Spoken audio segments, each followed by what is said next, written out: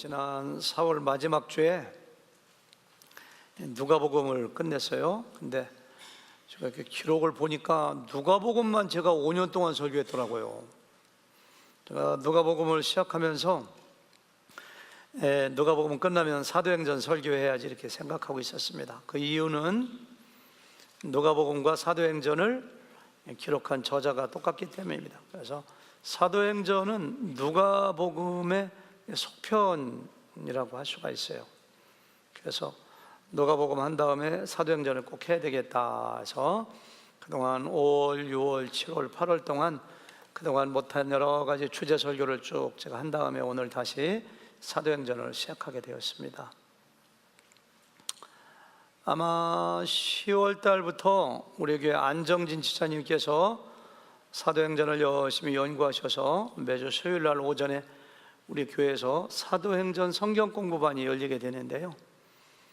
여러분들 설교하고 성경 공부는 좀 다르니까 10월 달부터 시작되는 사도행전반에 열심히 참석하시길 바랍니다. 성경 공부반에서는 서로가 나누고 간증하고 또 자기가 은혜 받은 거 서로가 이렇게 간증하는 귀한 시간이니까 나름대로 그런 의미가 있습니다. 10월 달에 많이 참여해 주시길 바라고요. 오늘 1절과 2절 보니까 같이 한번 읽어보실까요? 다시 한번 시작. 데오빌로여, 내가 먼저 쓴 글에는 우리 예수께서 행하시며 가르치시기를 시작하신부터 그가 택하신 사도들에게 성령으로 명하시고 승천하신 날까지의 일을 기록하였느니라 이렇게 했어요.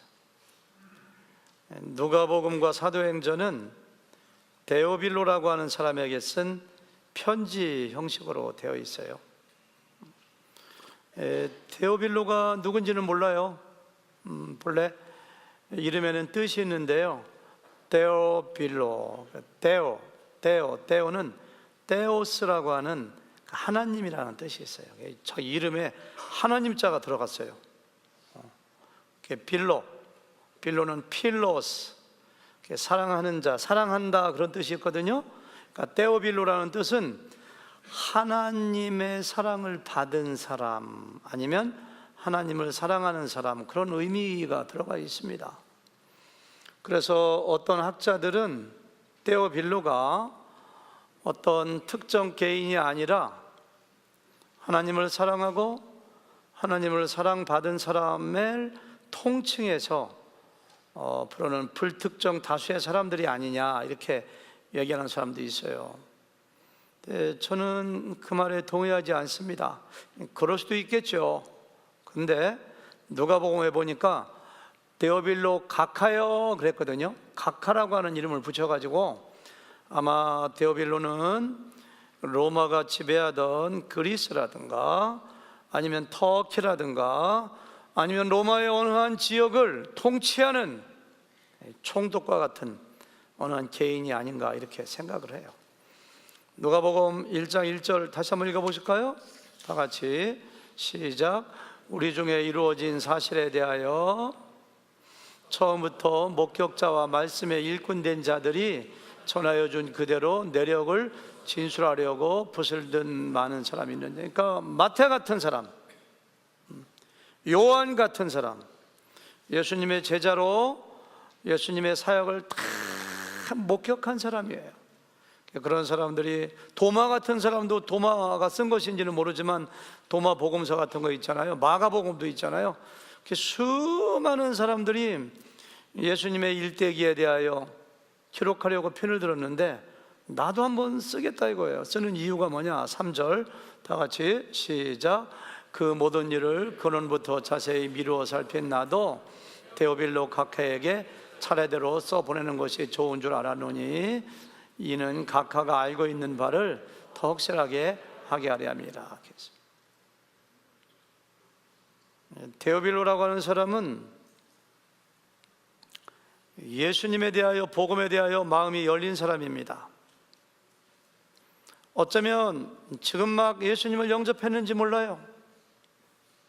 근데 누가는 그 사람에게 더욱더 복음을 확실하게 전하고, 그리고 사도행전을 통하여 어떻게 복음이 확산되고 어떻게 교회가 세워지고 예수 믿고 구원받은 사람이 어떻게 변화되고 성장하는가를 알려주고 싶어가지고 편지를 쓴 겁니다.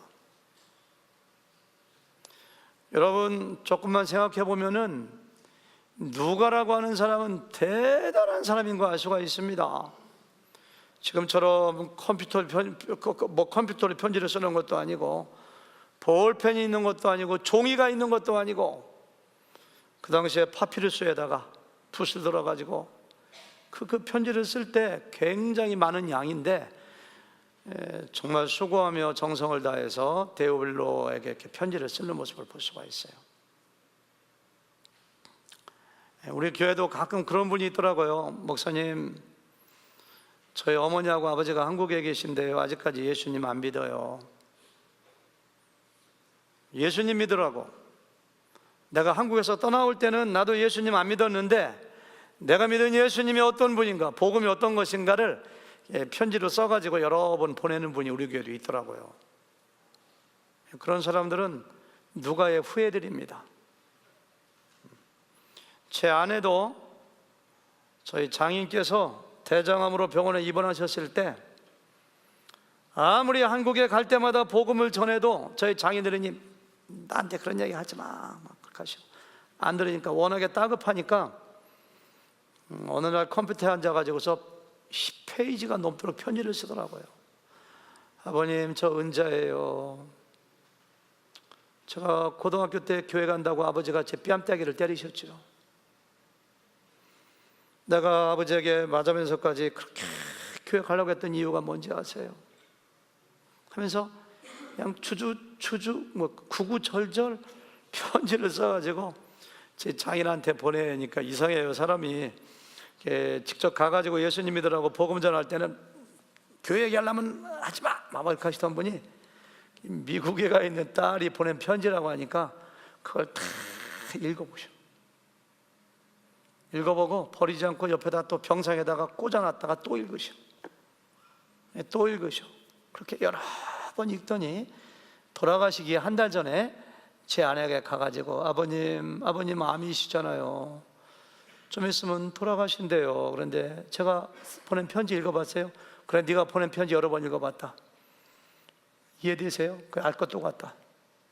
예수님 믿으셔야 돼요. 같이 천국 가셔야죠. 그러니까 돌아가시기 전에 예수님 믿겠다고 예수님을 영접하시고 구원받았다는 거. 그 전에 한번 제가 간증으로 얘기한 적이 있죠. 그런 사람들은 누가의 후계자들입니다. 누가가 그런 사람이에요. 대단한 사람이죠. 누가가 어떤 사람인가는 몰라요. 성경에 안 나와 있어요. 직업은 확실히 나와 있어요. 골로새서에 보니까 의사라고 되어 있어요. 의사는 어떤 의미에서 과학자거든요. 그러니까 관찰을 정확하게 합니다. 마태보다 마가보다 요한보다 누가복음을 굉장히 양도 많잖아요. 양도. 그래서 아주 섬세한 필치로 자세히 기록한 사람이 누가예요. 누가는 마음이 쉽게 변하는 사람이 아닙니다. 업앤다운이 심한 사람이 아닙니다. 한번 하려고 마음먹으면은 끝까지 하는 사람이에요. 한번 성가대하면 끝까지 하는 사람이 있어요. 한번 예배 나오면 끝까지 나오는 사람이 있어요. 누가는 어떤 사람이냐면은 바울의 1차 선교여행, 2차 선교여행, 3차 선교여행, 약 15년 가까이 이루어진 선교여행에 계속 동행합니다. 사도행전 읽어보고 선지서 읽어보니까요. 그리고 디모데후서 4장에 보니까 대마도 나를 버리고 어디 갔고, 누구도 나를 버리고 어디 갔고, 누구도 나를 떠나갔고, 다 떠나가고 누가만 나와 함께 있느니라. 누가는 대단한 사람입니다. 듬직한 사람이에요. 누가는요. 전승에 의하면은 누가는 물론 12제자도 아니고요, 유대인도 아니고요, 이방인으로서 안디옥 출신이라고 해요. 요세푸스가 기록한 교회사에 보면은 이방인으로 예수 믿고 구원받아 가지고 84세까지 살다가 순교했다는 그러한 이야기가 전해져 내려오고 있어요. 누가가 굉장히 훌륭한 사람이에요. 누가는 사도 바울이 1차 선교여행, 2차 선교여행, 3차 선교여행, 터키로 그리스로 폭풍을 만나고 돌로 맞고 하는 현장에 항상 같이 있었어요. 그래서 복음이 사람들에게 어떻게 전해지는가, 복음이 예루살렘에서 안디옥을 넘어 구브로로, 소아시아로, 그리스로, 로마로 어떻게 전해지고, 어떤 사람이 예수님을 믿으면 그 사람이 어떻게 변화되는가, 어떻게 성장하는가, 교회가 어떻게 세워지는가, 교회가 어떻게 부흥되는가를 눈으로 다 목격한 사람이에요. 이 사람은요, 막 가슴에 풀덩어리가 있어요. 막 이런 걸 막 얘기하고 싶어요. 그래서 기록한 것이 이 사도행전입니다. 사도행전. 신약 성경 중에서 4개의 복음서와 더불어서 사도행전은 역사서로 분류가 됩니다. 역사서. 여러분들 사도행전을 공부하면 흥미가 진진합니다. 어떻게 복음이 확산되고 막 교회가 설립되고 복음이 어떻게 나에게까지 전달되었는가를 잘 얘기해줘요. 굉장히 흥미가 진진해요. 역사서이기 때문에. 네, 여러분들 복음서와 더불어서 이 사도행전 공부할 때 지적인 호기심을 채워주는 그걸로 만족해서는 안 돼요. 그거 알아서 뭐 하려고요? 몰라도 관계없어요. 사도행전의 이야기는 바로 나의 이야기고 여러분들의 이야기입니다. 사도행전에서 역사하신 성령님의 역사가 나 가인 가운데, 가정 가운데, 목장 가운데, 우리 교회 가운데 일어나야 돼요. 성경이 다 마찬가지지만 지금 나의 이야기를 하고 있는 거예요. 그래서 여러분들, 저는 사도행전을 연구하고 설교를 준비하면서 막 가슴이 제가 막 뜨거워져야 돼요.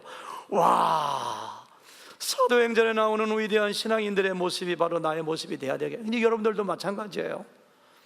설교 들으면서 몇 가지 역사적인 사실 아는 것으로 끝나지 아니하고 자기의 이야기로 꼭 받아들이고 우리의 가치관이 바뀌고 삶의 목적이 바뀌고 내가 성령 받아 정말 주님을 닮아가는 변화의 역사, 성장의 역사가 사도행전을 공부하는 동안에 꼭 있었으면 좋겠어요. 사도행전은 28장까지 돼 있어요. 제가 누가복음을 24장까지인데 5년 동안 했는데 사도행전이 28장까지인데 이거 하려면 7년 동안은 해야 되겠다 이렇게 생각을 했는데 그러면 안 될 것 같아가지고 제가 사도행전은 좀 분량을 많이 잡으려고 해요. 그래서 1년 반 동안 약 75회 정도에 끝내려고 생각하고 있어요. 사도행전 1장부터 7장까지는 이거 여러분들 머릿속에 넣어두면 굉장히 설교 들 때 지루하지 않고 더 좋습니다. 오직 성령이 너희에게 임하시면 예루살렘과 하는데 1장부터 7장까지는 예루살렘의 복음이 증거되고 교회가 세워지고 부흥하는 장면이 나와 있어요. 1장부터 7장까지. 여러분들 머리 좋으시니까 다 외우셔야 됩니다. 이거 일단 다 제가 확인해 봅니다. 1장부터 7장까지 뭐라고요? 예루살렘의 부흥, 교회 설립되어 있고요. 예루살렘과 유다와 온 유다와 사마리아라고 했잖아요. 그래서 8장부터 12장까지는 유다와 사마리아의 베드로를 통하여 그리고 빌립을 통하여 그리고 스데반이 순교했을 때 믿는 성도들이 안디옥까지 가가지고 복음 증거하는 얘기가 8장부터 12장까지 돼 있어요. 그 다음에 13장 딱 나가면은 바울하고 바나바가 안디옥 교회의 파송을 받아 전도 여행, 선교 여행이 제가 지난번 아프리카 갔다 왔잖아요. 그런 것처럼 선교 그 여행을 가요. 간 데가 어디냐면은 키프로스라고 하는 섬으로 가가지고, 지금 성경은 구브르라고 되어 있죠. 그래서 그 북쪽으로 올라가서 그 아시아, 터키의 남부 지방을 쫙, 뭐 루스트라, 뭐 이고니온, 뭐 더베 이런데 교회를 세우고 복음을 증거하고 들어와. 이것이 13장, 14장, 15장에 걸쳐서 기록되어 있어요. 1차 선교 여행 되어 있어요. 그 다음 3장 16, 17, 18은 2차 전도여행, 그리스까지 가요. 그리스까지. 1차 선교여행 때 교회 세웠던 지역을 다 돌아보자 하고 갔는데 성령께서 야, 너희들 거기만 머무르지 말고 유럽도 가야지. 그래가지고 저는 환상 가운데 마케도니아 사람 나타나가지고 배를 타고 그 유명한 그리스 지방으로, 빌립보 지역으로 가서 복음 전하고 오는 것이 어디라고요? 16, 17, 18이 2차 전도여행이에요. 19, 20장은 보나마나 3차 전도여행. 에베소에 가서 3년 동안 있어요. 주로 거기에 오랫동안 있다가 마케도니아 지방까지, 고린도 지방까지 갔다가 다시 돌아오는 것이 19장, 20장. 그래서 에베소에 있던 이야기를 많이 기록하고 있어요. 21장은 돌아오는 이야기. 가이사라 지방에 상륙해가지고 예루살렘 가서 설교하다가 붙잡혀 체포당해가지고 재판받는 이야기. 가이사라 지방에서 2년 동안 구금되어서 재판받는 이야기가 21장부터 26장까지. 27장은 바로 뭐예요? 제수의 몸이 돼가지고 결박돼가지고 배 타고서 로마 가는 거예요. 로마 가다가 풍랑을 만나가지고 배도 깨지고 다 죽을 뻔한 이야기 쭉 27장, 28장 재밌죠? 굉장히 흥미가 있어요. 28장에 보니까 로마에 도착해가지고 하나님 나라의 일을 증거했다. 이태 동안 구금, 가택 연금 당해가지고 아마 AD 67년에 사도 바울이 죽는데요, AD 65년 정도까지의 일을 기록한 것 같아요. 어떤 학자는 63년으로 보기도 해요. 누가복음은 예수님이 태어날 때부터 33살 십자가에 죽으시고 부활 승천할 때까지 33년 동안의 일을 기록한다면은, 사도행전은 AD 33년 예수님이 승천하실 때부터 시작해가지고 AD 어쩌면 65년, 64년까지 약 32년 동안의 일을 기록한 것이 사도행전이라고 할 수가 있습니다. 우리 교회는 설교 끝나면 아기가 아멘합니다. 이렇게 아멘하네, 그렇죠? 뒤에서. 제가 한번 여쭤볼까요? 자, 예루살렘의 복음 확산되는 건 몇 장부터 몇 장까지예요? 1장부터 7장. 온 유다와 사마리아는 몇 장이에요? 8장부터 어디까지? 12장까지 5장에 걸쳐서. 1차 선교여행은 어디예요? 13, 14, 15. 2차는 어디예요? 16, 17, 18. 3차는 뭐예요? 19, 20. 바울이 예루살렘 돌아가고 체포되고 재판받는 게 어디예요? 21장부터 26장까지. 그럼 27장은 뭐예요? 28장은 로마로 압송돼 가는 거. 그리고 거기서 이제 복음 전가하는 이야기가 거기 쭉 나오는 거 알 수가 있습니다. 자, 우리 한번 3절 말씀 같이 한번 읽어 보실까요? 자, 잠시 후에요. 여러분들, 예수님이 부활하신 다음에, 저 같으면은 부활하신 다음에 와, 세상에 있는 동안 힘들었어, 빨리 아버지 집에 가야지 하고서 부활하시자마자 빠이 하고 이렇게 승천하실 것 같은데, 예수님은 그렇게 하지 않으시고 얼마 동안? 40일 동안 세상에 머무셨어요. 40일 동안에 머무는 동안에 뭐 했을까? 같이 읽어볼까요? 3절 말씀 시작. 그가 고난받으신 후에 또한 그들에게 확실한 많은 증거로 친히 살아계심을 나타내사 40일 동안 그들에게 보이시며 하나님 나라의 일을 말씀하시니라. 이렇게 했어요. 어쩌면 저 같으면은, 야, 내가 십자가에 달리기 위해서 고난받고 침뱉음 당하고 고문당하고 십자가에 달려 죽는하고 죽을 뻔했다. 말이 이상하네요. 너무 고생했다. 근데 이제 부활했으니 하나님 나라에 가기 전에 지중에 어디에 좋은 데 없냐? 그래서 좀 더 쉬었다 가야 되겠다 이렇게 하거나, 야 우리 헬문산으로 수련회 갈까 이렇게 할 것 같은데, 예수님께서는 그렇게 하지 않으시고 두 가지 일을 하셨는데요. 첫 번째 뭐라고 했습니까? 고난받으신 후에 또한 그들에게 확실한 많은 증거로 친히 살아계심을 나타내사, 이렇게 했어요. 예수님의 부활이 부정되면 기독교는 끝나버립니다. 존재하지 않습니다.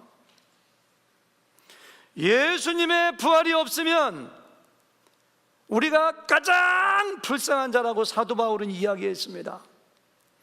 예수님의 부활이 부정되면 우리의 믿음도 헛되고 교회는 문 닫아야 되고 아무것도 안 돼요. 그러니까 악한 사탄과 예수님의 대적자들은 예수님의 부활을 부정하기 위해서 온갖 거짓말로 사람들을 미혹하고, 부활한 게 아니라고, 기절했다가 깨어난 것이라고, 제자들이 시체를 훔쳐갔다고, 온갖 거짓말로 지금도 나쁜 신학자들도 아니지 막 이상한 사람을 통해서 부활을 부정하고 있잖아요. 예수님은 그걸 아시고 부활하신 다음에 40일 동안 사심을 확실하게 나타내 증인들을 만들어 놓은 거예요. 증인들을.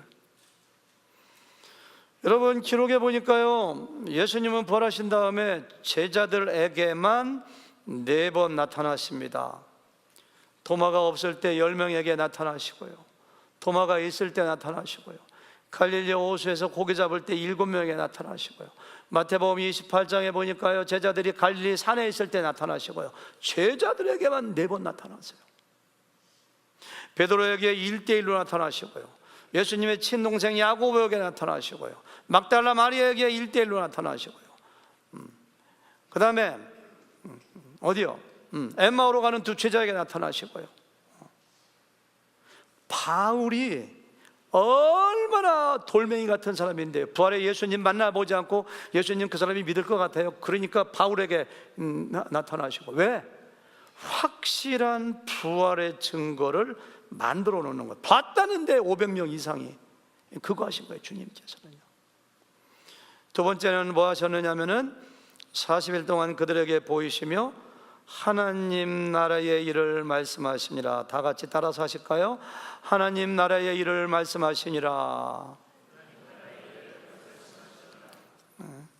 골프에 처음 빠진 사람은요, 만났다면 골프 얘기만 하시더라고요. 만났다면 골프 생각을 그냥 꽉 차 있어요. 예수님의 머릿속에는 하나님 나라에 대한 일로 가득 차 있었어요. 마태복음 4장에 보니까 마귀에게 시험 받으신 다음에 공생활을 시작하시면서 제일 먼저 하신 것이 회개하라, 하나님 나라가 가까웠느니라. 여러분, 예수님은 하나님의 나라를 건설하기 위하여 세상에 오신 분이십니다. 하나님 나라를 건설하기 위하여 12제자를 모으신 분입니다.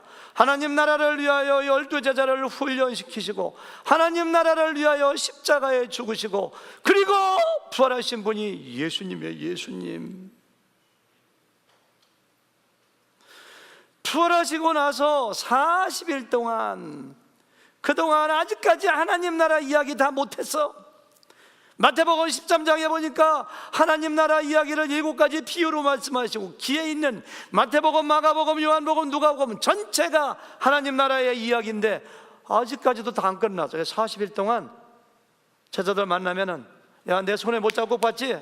창 잡고 봤지? 나 부활한 거 봤지? 그러고 사라지신 것이 아니라 그들 잡고서 하나님 나라의 이야기를 하신 분이 바로 예수님의 예수님. 여러분, 하나님 나라는 예수님의 비전이요, 예수님의 꿈이요, 예수님의 뜻이었습니다. 예수님은 하나님 나라밖에 없었어요. 죄와 허물로 세상의 모든 사람들이 멸망받아 고통 가운데 있는 모든 사람들을 구원하여 하나님 나라로 인도하여 영원한 생명 가운데 주님과 함께 살아가는 것, 이것이 예수님의 꿈이요 비전이요. 그래서 부활하신 다음에도 그 일만 하시는 거예요.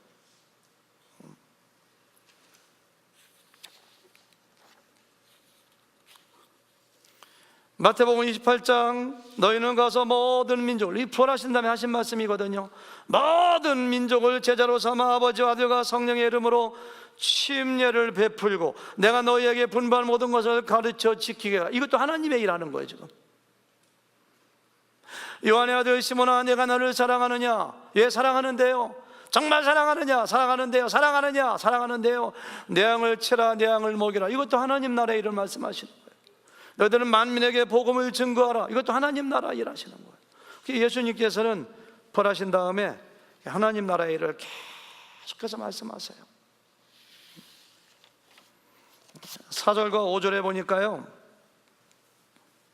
예수님께서 승천하시기 전에 마지막 부탁한 이야기가 나오십니다. 같이 한번 읽어볼까요?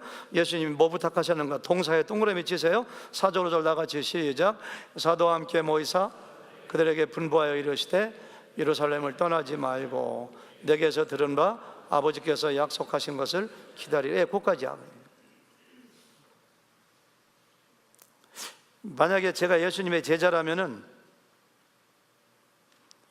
예수님이 감람산에 가서 승천하십니다. 하늘로 쭉 올라가세요. 다시 온다. 승천하세요. 그럼 제가 만약에 제자라면은 베드로라면, 야, 우리 뭐 할까? 그래, 이 예루살렘은 위험한 곳이야. 언제 우리도 잡혀 죽을지 몰라. 여기 연고도 없어, 직장도 없어. 갈릴리 호수 가서 고기 잡아야지. 야, 돌아가자 해서 갈릴리 자기 고향으로 돌아가는 것밖에 더 남았어요. 돌아가야죠. 예수님께서는 돌아가면 안 돼. 예루살렘이 있어야 돼. 하나님께서 너에게 약속한 게 있자니 그거 기다려야 돼.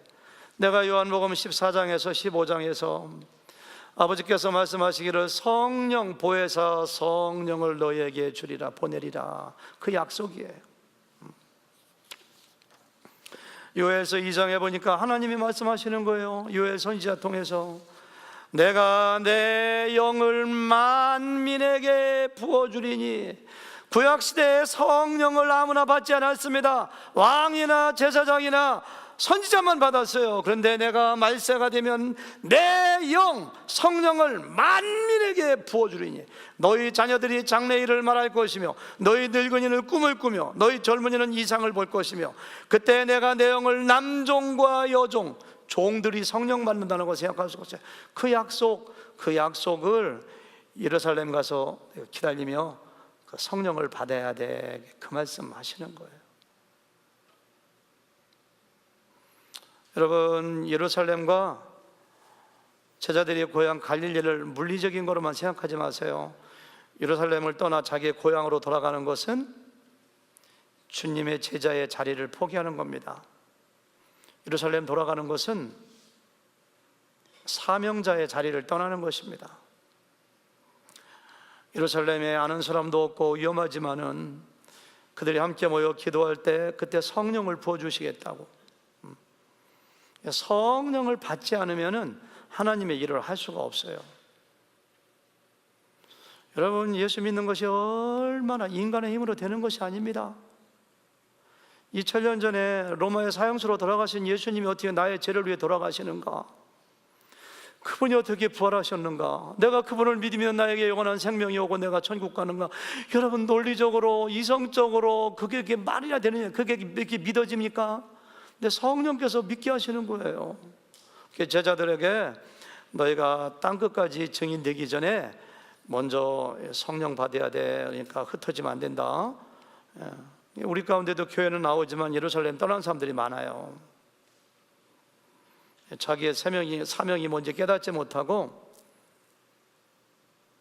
세상 일만 위해서 힘쓰는 사람들은 예루살렘 떠난 사람들이에요.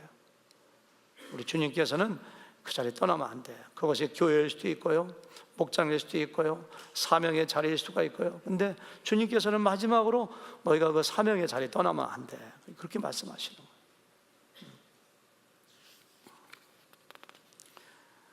거예요. 제자들이 뭐라고 하느냐면은 너무 엉뚱한 얘기예요. 그런 경험 있으세요? 아들을 앉혀놓고 딸을 앉혀놓고 2시간 동안 너 이제 고등학교 때는 공부 열심히 안 했지만 대학 가면 공부 열심히 해야 돼. 그리고 이 남자친구도 아무나 사귀면 안 되고, 그리고 대학 가서는 오래 맞아야 되고, 그리고 어떻게 잘하면 쭉 그냥 인생을 어떻게 살 것인가 3시간 동안 얘기했더니만은 알았어 하니까 아빠 빨리 용돈 줘 이렇게 하면은 얼마나 김 빠져요. 아버지의 생각하고 자녀의 생각이 너무 달라. 제가 아버지라면 그냥 어휴 이거 그냥 이게 한 대 꿀밤을 줄 것 같아요. 예수님하고 제자들이 그런 거예요. 예수님께서 예루살렘 떠나지 말고 기다려야 돼. 하나님께서 약속하신 거 있거든. 너희가 성령으로 침례받아야 돼. 그래야지 너희가 사역 감당할 수 있어. 라면은 제자들이 주님 알겠습니다. 꼭 순종하겠습니다. 알겠습니다. 이렇게 해야 되는데, 읽어볼까요? 뭐라고 했나요? 6절 아빠 용돈 이렇게 한다고요? 자, 6절 다 같이 시작. 그들이 모였을 때에 예수께 여쭈어 이르되 주께서 이스라엘 나라를 회복하심이 이때이니까. 로마의 식민지인데 이스라엘 나라가 해방되어 예수님이 정권 잡고 우리가 의정되고 자의정되고 장관돼서 권력의 정상에 올라갈 때가 바로 이때입니까? 저 예수님께서는 야 너희들 예루살렘 떠나지 마, 하나님께 약속한 거 주실 거야, 그 얘기를 야 너희들 예루살렘 떠나지 마, 이제 우리가 로마에서 정권을 접수해야 돼. 그때 우리가 하나님이 약속한 거 너희가 장관 되고 너는 국회의원 되고 알지? 그렇게 알아듣는 거예요. 이걸 뭐라고 하는지 아세요? 동상이몽. 남편과 아내가 같은 침대에 누워가지고 손은 꼭 잡고 있는데 서로가 딴 생각만 해. 아내는 이놈하고 언제 헤어져야 되는가 그것만 생각해. 우리 교회 그런 분 없어요? 근데 정말 이놈하고 한 10년 살아보니까 같이 살 녀석이 아니네. 손은 잡고 있지만 내가 언제 이 자리를 벗어나, 이것만 생각하고 있어요. 남편의 옆에서 빨리 열심히 돈 벌어가지고 내가 우리 아들 키우고 아내를 이걸 뭐라 해요? 동상, 같은 침대에 누워있는데 이몽, 딴 생각만 해요. 예수님과 예수님의 제자들이 3년 동안 훈련받고 4년 동안 사랑받고 동고동락했는데 예수님은 어떻게 하면 하나님의 나라를 건설하여 세상의 모든 사람이 구원받아 하나님의 나라의 백성 되고 자녀 되어서 영원히 살아갈 것인가, 이것만 생각하시는데 제자들은 처음에 올 때부터 알아봤어요. 출세하려고, 성공하려고. 예수님이 기적을 해가고 능력을 해가니까 이분만 쫓아가면 자리 하나가 보장되고 출세할 것 같아. 배와 금을 다 버리고 따랐어. 예수님 십자가에 죽으시고 부활했는데 아직까지도 몰라. 그래서 예루살렘 떠나지만 하니까 와, 정권을 인수할 준비하라는 얘기구나. 이때입니까? 주님 이때입니까? 이렇게 합니다.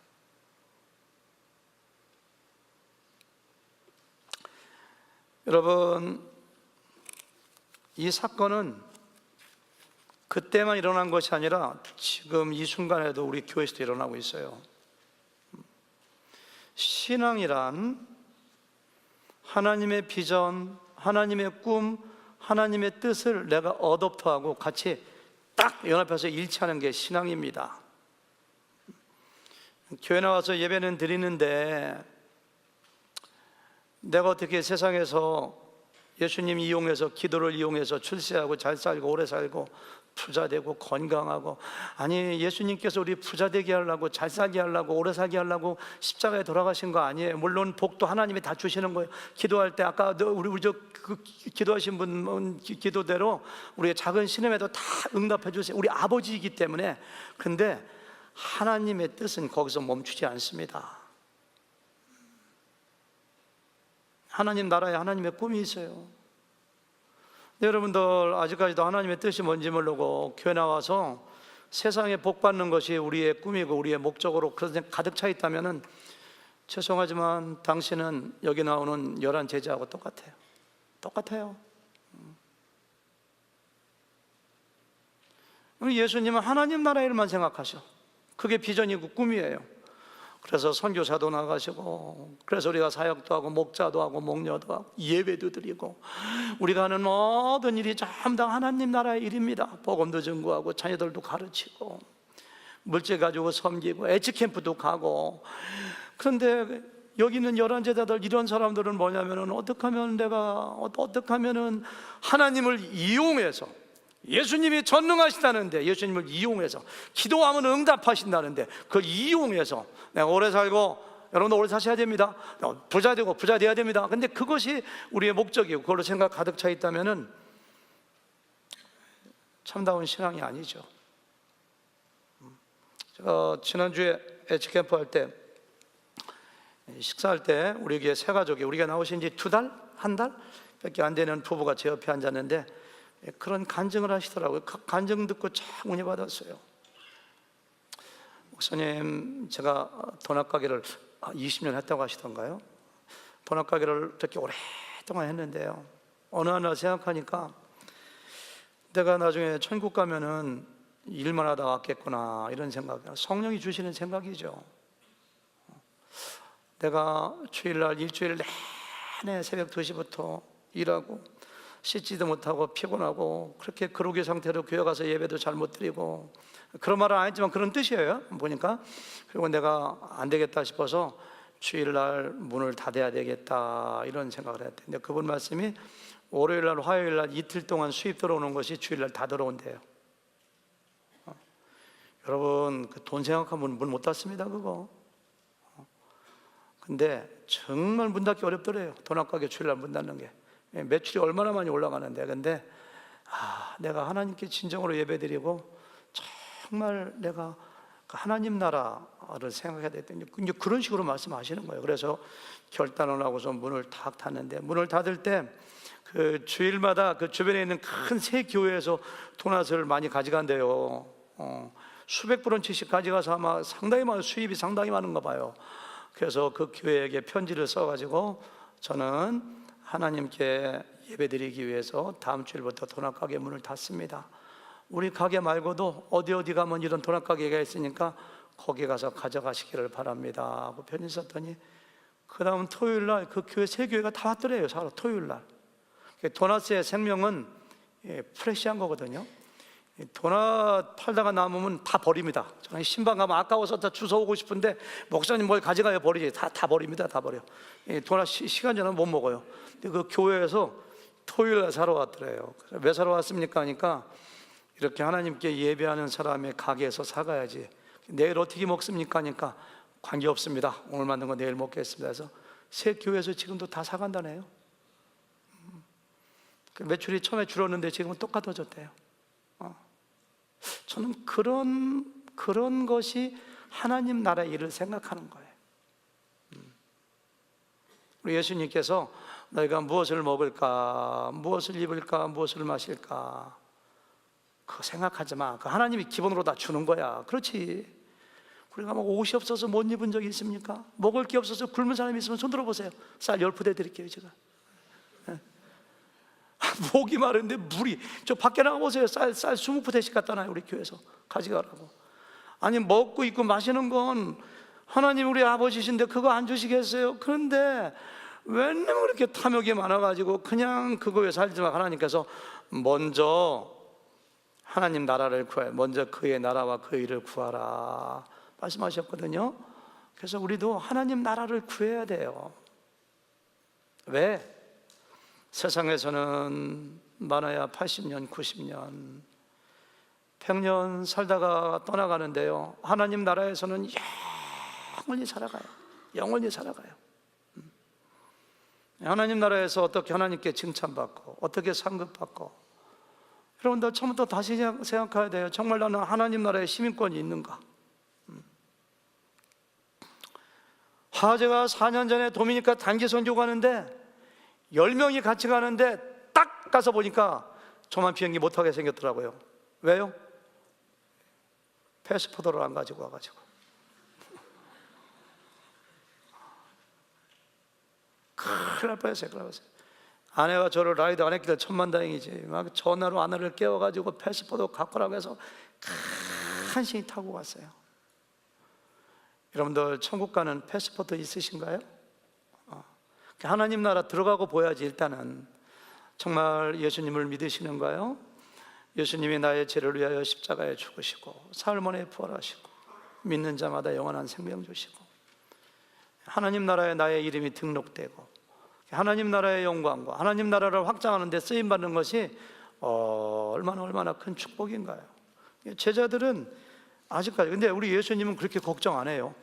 저 같으면은 제자들이 이렇게 엉뚱한 얘기하니까 제자들한테, 야, 너희들 어떻게 머리가 이렇게 안 좋냐, 3년 동안 하나님 나라에 대해서 그렇게 얘기했는데 아직까지 너희들 정권 잡을 생각하고 있냐? 그냥 화가 날 텐데 예수님께서는 또 차분하게 가르쳐 주세요. 같이 읽어보고 마칠까요? 7장 8절, 7절 8절 시작. 이르시되 때와 시기는 아버지께서 자기의 권한에 두셨으니 너희가 알 바 아니에요. 그러니까 이런 얘기 한마디로, This is not your business. 야, 로마에서 언제 우리가 해방되는 거 너희들 알 바 아니야. 그 하나님이 하실 건데 왜 쓸데없는 데 신경 써? 너희들 일 아니니까. 오직, 번역이 좀 잘못된 거예요. 사실은요, 오직이라는 것이 원어에 보면 알라에서 그러나, 우리 개역개정에는 뭐 NIV, 킹제임스 버전, 현대인의 성경, 새번역, 공동번역, 표준번역 전부 다 그러나로 되어 있어요. 그러나 이렇게 했어요. 그러나 성령이 너희에게 임하시면 너희가 권능을 받고 예루살렘과 온 유대와 사마리아와 땅끝까지 이르러 내 증인이 되리라 이렇게 했어요. 예수님께서 실망하지 않으시고 제자들에게 화를 내시지 않은 유일한 한 가지 이유가 있다면은, 너희가 성령을 받으면, 너희가 성령이 임하면 권능을 받아. 권능, 그게 권능이라는 거지 막 병 고치고 방언하고 막 기적을 하고 그것만 권능이라고 생각하지 마세요. 최고의 권능이 뭔지 아세요? 우리의 생각을 바꿔줍니다. 예수님이 승천하신 다음에 어떠한 사람도 제자들에게 하나님 나라에 대해서 가르친 적이 없습니다. 그러나 그들의 생각은 싹 바뀌어요.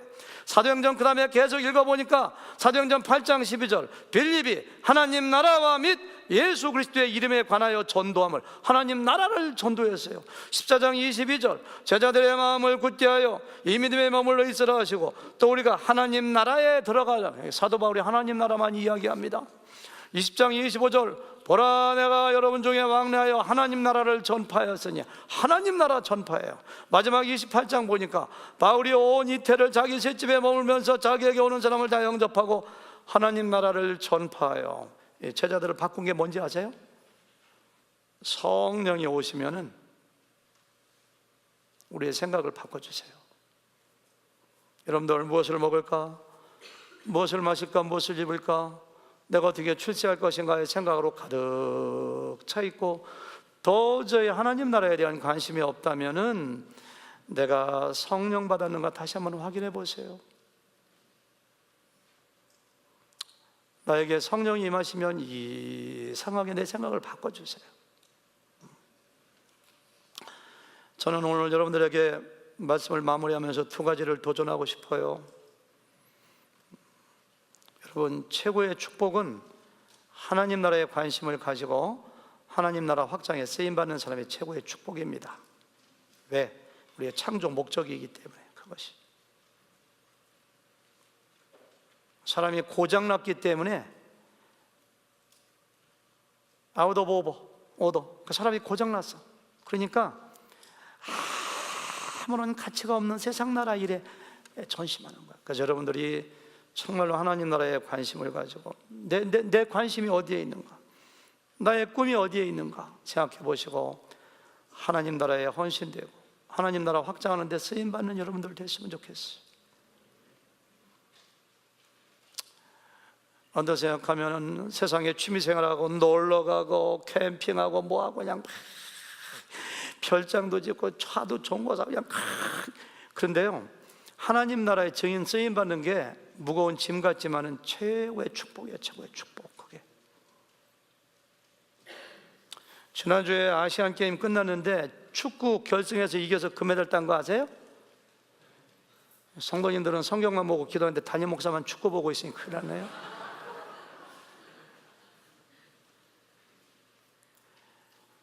(20명의) 선수가 축구 팀 나갔는데요, 금메달 따가지고 군대 안 가도 돼요. 그분들 금메달 따가지고 포상금으로 2천만 원 가까이 다 받았어요. 개인배다. 손흥민 선수 같은 사람은 군대 안 가고 프로선수 직접 하니까 2년 동안 받는 연봉만 110억 원이 된대요. 그런데요, 놀라운 사실은 20명의 선수 중에 축구 1분도 안 뛰어보고 군대를 면제받은 사람도 있어요. 이렇게 물 떠다주고 볼 놓으면은 와 이렇게 하고 수건 갖다 주고 했는데 군대 면제받았어요. 무슨 얘기하는 줄 아시죠? 하필이면 옷인지 모르겠어요. 야구도 마찬가지인데 야구도 금메달 따가지고 신문에 난 이야기니까 오지훈이라고 하는 선수는 그 전에 군대 갈 기회가 많이 있었는데 일부러 안 갔어요. 아시안 게임 나가서 군대 면제받으려고. 근데 실력도 좀 안 되는데 감독이 뽑아져가지고 별로 못했는데 금메달 따가지고 군대 안 가가지고 백성들의 지탄을 엄청나게 받아야지. 옷이 어떻게 그런데 껴가지고서. 본인이 사과했어요. 사과할 게 뭐가 있어. 사과했어요. 실력도 안 되고 축구 1분도 안 뛰었는데 후보 선수라. 팀이 우승하니까 자기도 우승한 거고, 팀이 금메달 따니까 자기도 금메달 따고, 군대도 안 가고 보상금 받고. 우리가 하나님 나라 확장을 위해 일을 해봤자 얼마나 하겠습니까? 호미로 그냥 흙 한번 파는 거에 불과하지. 트랙터로 가려야 되는데 하나님이 다 하시는 거예요. 하나님이 하세요. 하나님이 성령이 하시는 거예요. 근데 우리 이름을 끼워준 거예요. 여러분과 제가 해봤자 얼마나 하겠어요? 뭘 하겠어요? 근데 우리의 이름을 하나님 나라 확장하겠다고 올려주신 거예요. 너 증인 돼야 돼. 이근이 대답해야죠. 하나님의 근이야. 너 하나님 나라의 증인 돼야 돼. 너 리스트 올라왔다. 1분도 안 뛰어도 금메달 땁니다. 얼마나 감사해. 이게 할렐루야입니다. 할렐루야. 기훈아 대답도 안 해. 하나님께서 끼워주시는 거 여러분들 전부 다가 얼마나 감사해요. 이 말씀이 그렇게 좋아요. 그러나 성령이 너에게 임하시면 너희가 권능을 받고 예루살렘과 온 유대와 사마리아와 땅끝까지 내 증인이 되리라. 너희들 이 일을 내가 맡겨준 거야. 하나님의 동역자로, 하나님의 사역자로. 이게 축복이에요. 축복. 세상에 잠시 있다가 없어질 일에 열심히 내다가 거품처럼 흩어지는데 일하다가 세상 떠나는 것보다 영원히 남는 이런 일을 감당하시다가 하나님이 부르실 때 천국 가시는 여러분과 제가 되기를 주님의 이름으로 축복합니다.